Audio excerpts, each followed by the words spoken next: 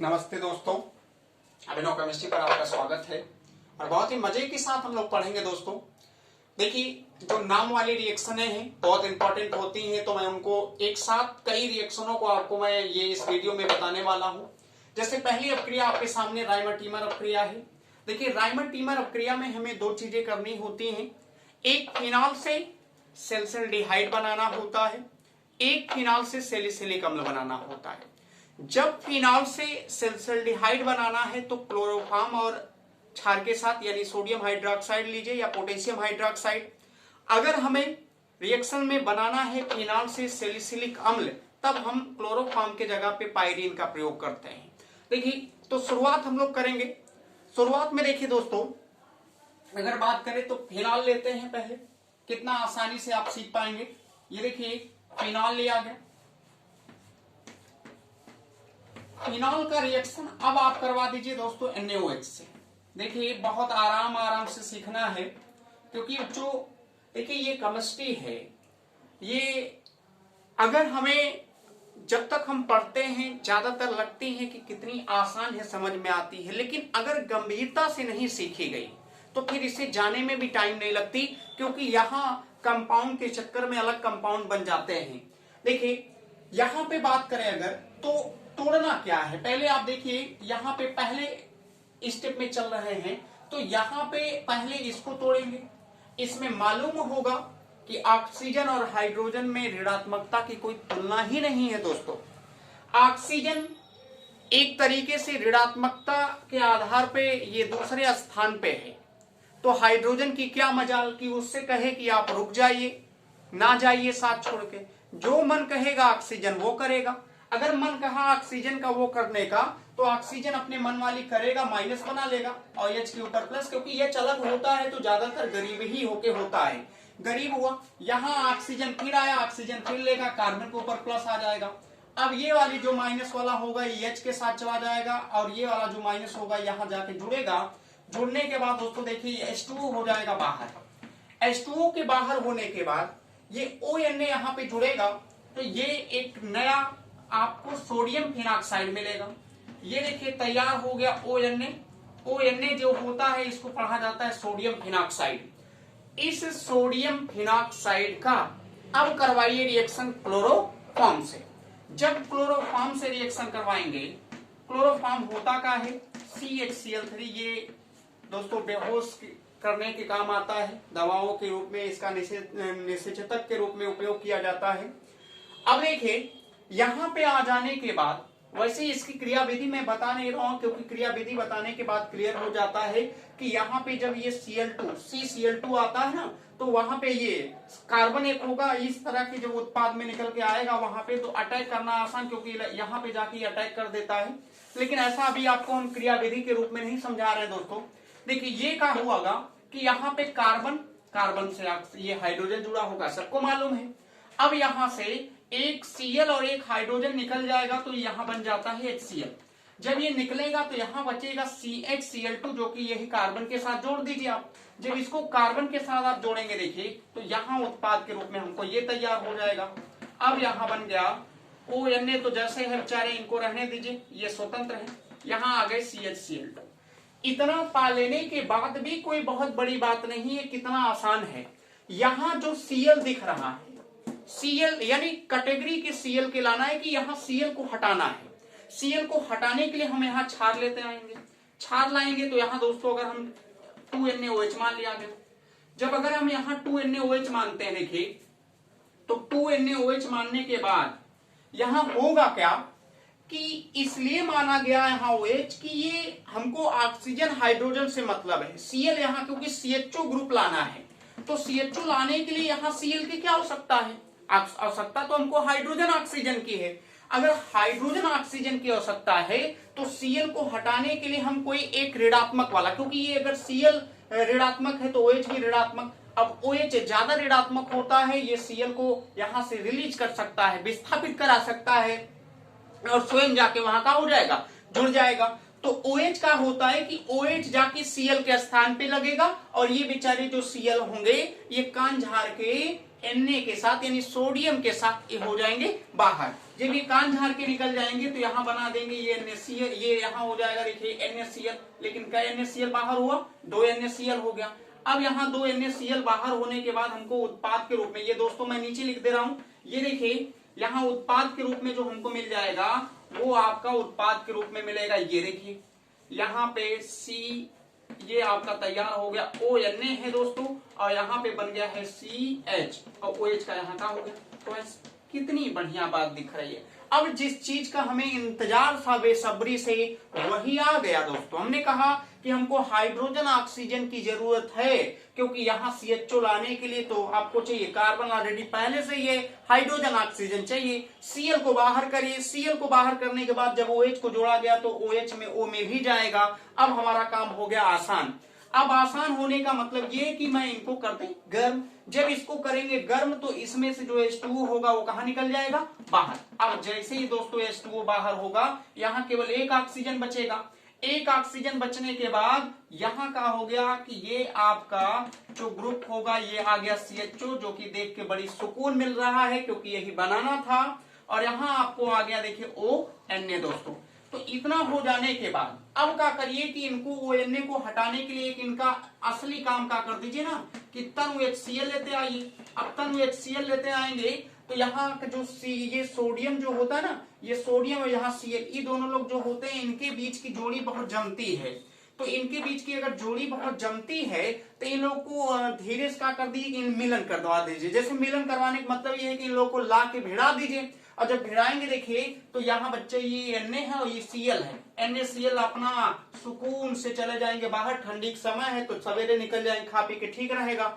और E का होगा कि यहाँ H है और H बेचारे क्या करेंगे, इहो टहरेंगे क्योंकि इनके ऊपर आया रहा होगा पॉजिटिव, और ये पॉजिटिव वाले बेचारे खोजते खोजते पहुंच गए ऑक्सीजन के पास। ऑक्सीजन इनको जोड़ लेगा और जैसे ही जोड़ेगा आपका कंपाउंड जो हम बनाने चाह रहे थे सेलिक्स एल्डिहाइड, ये OH हो जाएगा और यहाँ आ गया CHO, ये आपका बन गया का फिनॉल से हमने बना दिया क्या, सैलिसिलिक हमने बना दिया दोस्तों।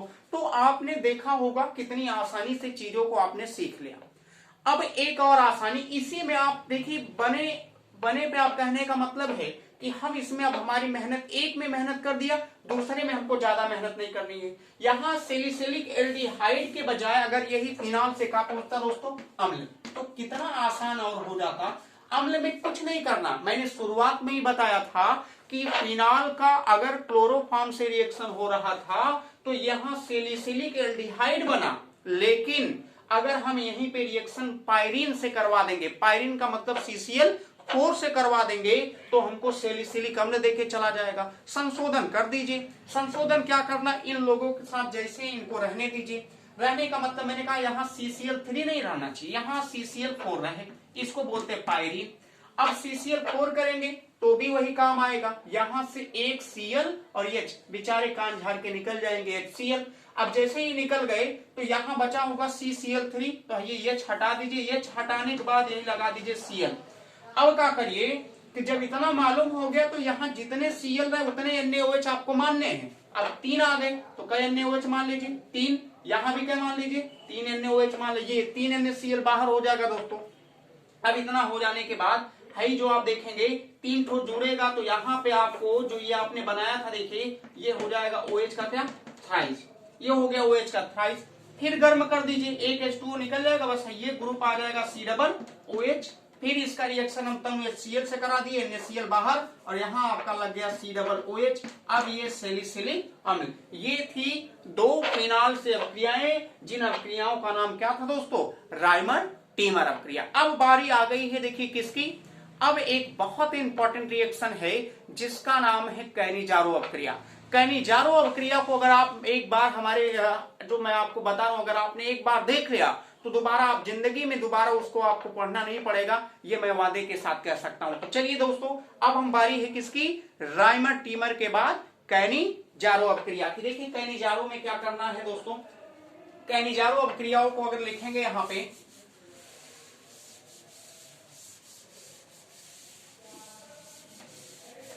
यहाँ पे कैनिजारो, देखिए लिखा जा रहा है कैनिजारो अपक्रिया, कैनिजारो अपक्रिया। कैनिजारो अभिक्रिया में भी बहुत इंपॉर्टेंट बातें ये हैं कि कुछ नजारे इसके भी बहुत इंपॉर्टेंट है। पहली बात, कैनिजारो अभिक्रिया जो होती है वो एल्डिहाइड देता है।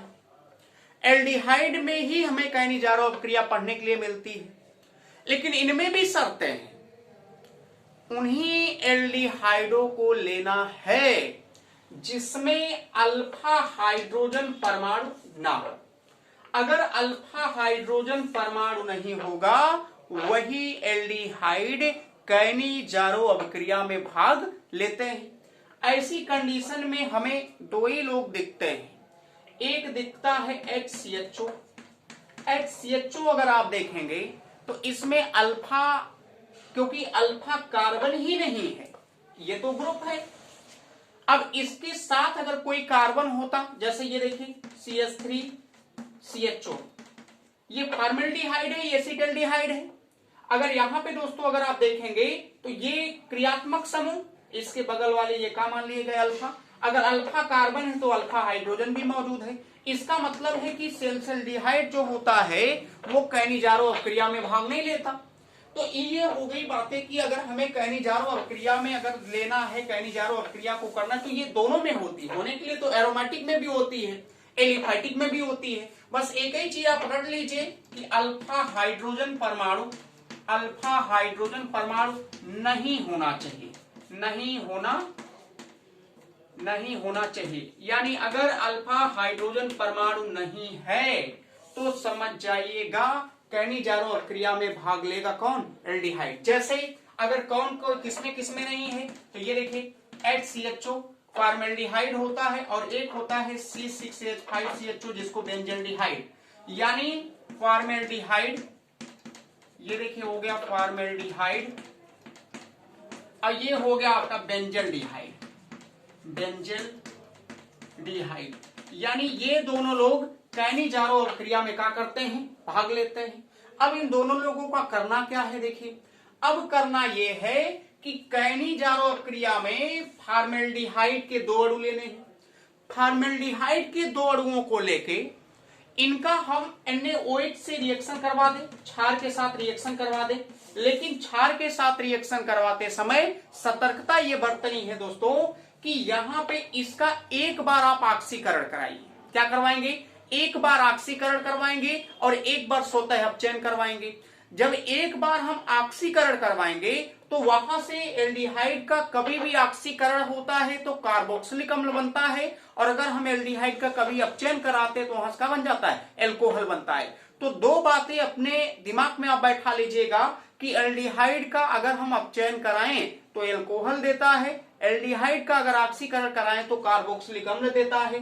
तो अगर हम उसको लेके करेंगे, या उससे बेहतर है कि मैं यहां लिख दूं आपको कुछ इंपॉर्टेंट बातें, नोट की बातें ये हैं कि एल्डिहाइड का पहले अपचयन, देखिए रिएक्शन सीधे अगर मैं फॉर्मेल्डिहाइड ले भी लेता हूं, देखिए पहले H मैंने लिया यहां पे HCHO ये है क्या दोस्तों? एल्डिहाइड का समूह है, फॉर्मेल्डिहाइड जिसको बोलते हैं।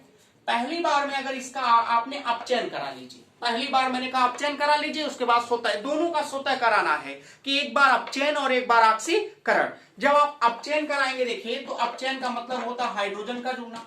अब अपचयन जैसे करवाएंगे ये बदल जाएगा तुरंत किसमें? एल्कोहल में, और एल्कोहल में बदलने के बाद यहां हमको देके जाएगा CH3OH जो कि ये मेथेनॉल देगा। एक बार इसी का आपका कराइए, स्वतः ऑक्सीकरण करा लीजिए।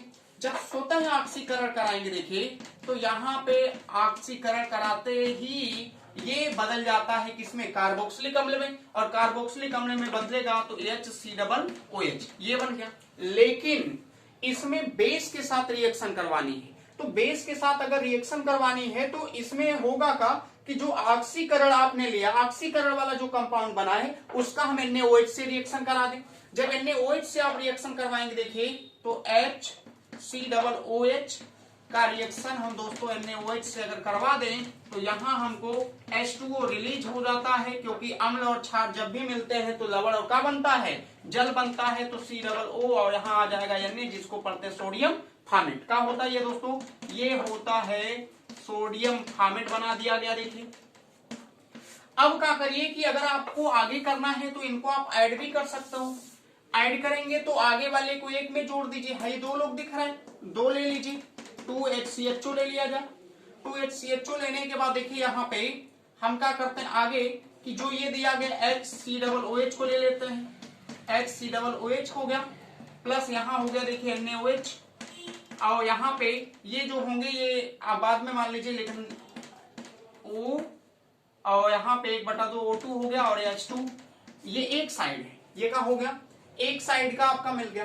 पीछे वाले को एक में जोड़िए, पीछे वाले को जोड़ेंगे तो मेथेनॉल OH, और प्लस यहां जोड़ेंगे देखिए तो HCHO, और यहाँ पे दोस्तों H2O भी निकल रहा होगा, और प्लस क्योंकि यहाँ नीचे लिख दिया गया लेकिन यहाँ H2O निकलेगा, H2O भी निकल रहा है, और इसके साथ साथ यहाँ बना है H, नीचे लिख दे रहा हूं HCOONA, सोडियम फॉर्मेट। तो ये हो गए, जो बराबर है उनको उड़ा दीजिए, ये पूरा वाटर से कैंसिल कर दीजिए, HCHO यहाँ HCHO से उड़ा दीजिए। उड़ाने के बाद जो समीकरण मिलेगा वो मिलेगा HCHO प्लस NaOH, और इतना मिल जाने के बाद इधर आगे करेंगे तो आपको देखिए HCOONA मिल जाता है दोस्तों, और यहाँ से आ जाता है मेथेनॉल। यही होती है देखिए क्या, कैनिजारो अपक्रिया। कैनिजारो अपक्रिया ये आपने पढ़ा अभी एलिफैटिक में। अगर एलिफैटिक में हमें कैनिजारो अपक्रिया को पढ़ना होगा तो इस तरह, लेकिन आप पेपर एग्जाम में भी आप इस तरीके से लिख सकते हैं, या अगर आपको चीजें नहीं समझ में आती हैं तो किताबों में, क्योंकि दोस्तों देखिए किताबों में जो रिएक्शन होती है वो किस तरीके से देते हैं, किताबों की जो रिएक्शनें होती हैं दोस्तों, बच्चों को थोड़ी सी दिक्कत ये होती है कि वो शॉर्ट फॉर्म में होता है। शॉर्ट फॉर्म में भी आपको ठीक है कर लीजिए, लेकिन अगर चीजें समझ में आ रही हैं तब। शॉर्ट फॉर्म में अगर आप देखेंगे किताबों में आपको ये लिख देगा HCHO लिख देगा, CHO लिख के यहाँ पे NaOH से रिएक्शन करा देगा, NaOH से रिएक्शन कराने के बाद सीधे यहाँ लिख देता है देखिए CH3OH, और यहाँ पे बन जाता है देखिए HCOONA बना देता है। तो इससे कोई घबराने वाली बात नहीं कि बहुत बड़ी चीजें हैं, आपको करना नहीं। मैंने कहा ना कि इसी का एक बार आप क्या करवा दीजिए, एक बार अपचयन करा दीजिए। अपचयन कराएंगे तो एल्कोहल प्राप्त होगा, जैसे मिलेगा छोड़ देना। एक बार इसका क्या करा दीजिएगा, ऑक्सीकरण। जब इसका आप ऑक्सीकरण कराएंगे तो ऑक्सीकरण के बाद जो आपको मिलेगा देखिए उस ऑक्सीकरण वाले का हम रिएक्शन करा देंगे NaOH से, और हमको मिल का जाएगा सोडियम फॉर्मेट। तो ये थी देखिए किसमें, एलिफैटिक में। सेम अगर आप यूज करना चाहेंगे दोस्तों तो आप देखिए, क्योंकि इसमें अल्फा हाइड्रोजन परमाणु नहीं है, उसी तरह से अगर मैं ये ले लें बेंजल्डिहाइड, देखिए बेंजल्डिहाइड का भी अगर आप प्रयोग करेंगे तो यहाँ पे भी ये ऊपर लगा है देखिए CHO, यहाँ पे यहाँ देखिएगा ये कार्बन है, इस कार्बन से भी कोई हाइड्रोजन नहीं जुड़ा, इसका मतलब इसमें भी अल्फा हाइड्रोजन परमाणु नहीं है। इसका भी एक बार आपका करा दीजिए, मैंने जो जैसा कि अभी कुछ देर पहले आपको बताया, इसी चीज का 2 लोगों को लीजिए, एक बार ऑक्सीकरण और एक बार क्या करा दीजिए अपचयन। जब एक बार इसका अपचयन आप कराएंगे, देखिए अपचयन का मतलब हाइड्रोजन का जुड़ना कुछ ना करना है दोस्तों, सीधे सीधे मैं लिख दे रहा हूं, यहाँ पे NaOH के साथ रिएक्शन कराइएगा। तो पहली बात ये आप समझिए दिमाग में कि इसका स्वतः एक बार ऑक्सीकरण हुआ है, एक बार स्वतः का हुआ अपचयन। तो जब एक बार स्वतः आपने अपचयन कराए होंगे तो ये एल्कोहल में चला जाएगा एल्डिहाइड, और यहाँ आ जाएगा CH2OH हो जाएगा दोस्तों, और नीचे जैसा कि बेंजीन का स्ट्रक्चर जो है आप वैसा बना लीजिए। ये हो गया देखिए, प्लस यहाँ जब इसका आपने ऑक्सीकरण कराया होगा तो यहाँ COO ग्रुप आ गया होगा, और वो COOH आया होगा, वो फिर NaOH से रिएक्शन करेगा, तो जहां COOH होगा वहां Na आ जाएगा, H2O कहाँ निकल गया होगा बाहर, और ये आपको उत्पाद के रूप में फिर ये मिल जाएगा। यानी 2 उत्पाद मिलेंगे, यहाँ आ जाएगा COONA देखिए, और एक ये मिल गया आपको। तो इसका पहले एक बार अपचयन आपने कराया तो ये मिला, एक बार ऑक्सीकरण कराए होंगे तो ऑक्सीकरण में देखिए ये मिला होगा बेंजीनोइक अम्ल, जहां मिला होगा बेंजीनोइक अम्ल, फिर इसका रिएक्शन NaOH से आप करवाए होंगे, NaOH से करवाते ही H2O निकल गया होगा, और ये जाके यहाँ पे जुड़ जाएगा देखिए Na इसके जगह पे, और Na जुड़ेगा तो यहाँ पे ये आपका आ जाएगा COO ये। तो इस तरीके से आपको काम करना है। ये किसकी बात बच्चों, कैनिजारो अपक्रिया की, जो कि ये भी बहुत आसान है, करना कुछ नहीं था, कहने के लिए सब कुछ है। बच्चे कहते हैं कि सर ये रिएक्शन टफ लगते हैं, लेकिन हमें लगता नहीं है कि ये रिएक्शन टफ हैं, क्योंकि इसमें अगर आप देख रहे होंगे जो मैं आपको बता रहा हूं, अगर चीजें आपको अच्छे से धीरे धीरे अगर आप समझ रहे हैं तो कितनी आसानी से आप समझ पा रहे होंगे। तो चलिए देखिए, ये अगली अगर हम विधि की बात करें तो अगली विधि में हम पढ़ सकते हैं दोस्तों रोजेनमुंड अपक्रिया। रोजेनमुंड अपक्रिया में आपको करना क्या है कि अगर हम एसिल क्लोराइड का